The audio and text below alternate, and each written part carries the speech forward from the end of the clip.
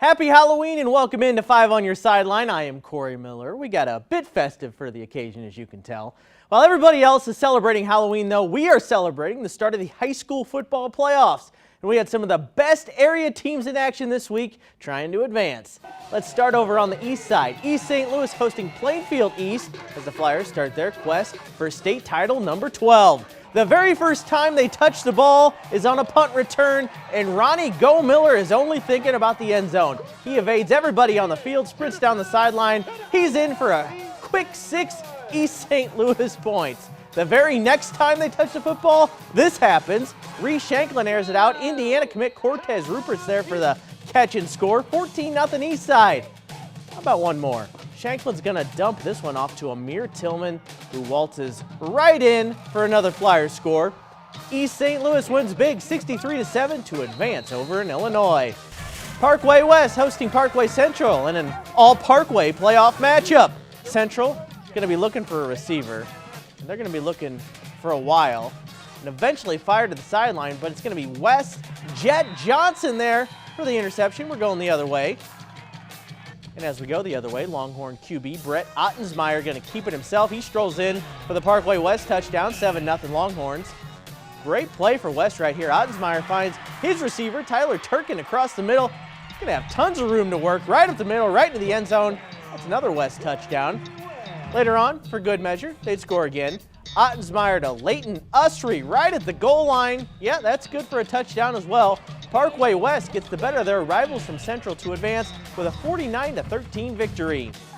Over to U City, where an exciting Lions team hosted Lutheran St. Charles. U City came out firing. Travis Allen Jr. through some traffic, eventually into the end zone. Touchdown Lions, 7-0. Later on, if it ain't broke, don't fix it. Allen down the sideline this time for another score. U City can sling it as well, though. Teddy Stevens airing that one out. Jalen Cotton's there for the great catch. But guess what? He's not done yet. Cotton would drag his defender all the way down to about the 2-yard line. My goodness. That connection was in sync tonight. Here's another Stevens to Cotton pass that goes down at about the 1-yard line this time. What's he got to do to get a touchdown, folks? Great catch nonetheless. U City had no problems. They win 46-0 to advance to the next round. Over to Cardinal Ritter, the Lions hosted McClure to begin their state title quest. Right off the bat, a big defensive play. Marshawn Ivy stepping up for the pick on the doorstep, returns it for a touchdown. Nice play, big fella, and they're going to celebrate on the sideline. Later on, Ritter's running back, Manny Ellis, does what he does, and he finds the end zone. Ellis shoots through the line, goes untouched, 38-yard score. And if you like that play, you're going to love this one. Ellis, once again, untouched, through the McClure defense in for another touchdown. He just lives in the end zone, folks. About one more Ritter score for good measure. Bryce Claiborne, a little touch pass. He's going to be gone right towards our camera, right in for 6 more points. Ritter rolls big time, 78-0 in the first round.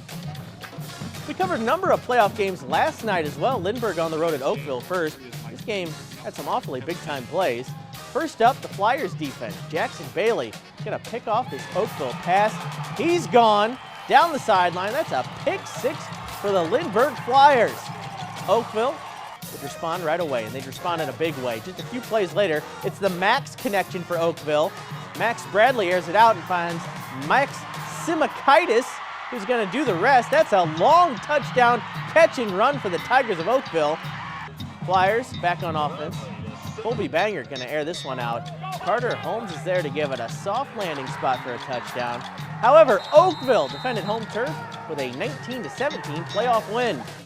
North Point hosted Zumwalt South last night, trying to avenge the Bulldogs' 1-point win over them earlier this season. And avenge they did. First, some defense. Tyron Williams tracking that ball for North Point. He's got the pick going the other way. Then on offense, Tavern Williams can make some magic. He is so hard to tackle at the QB position.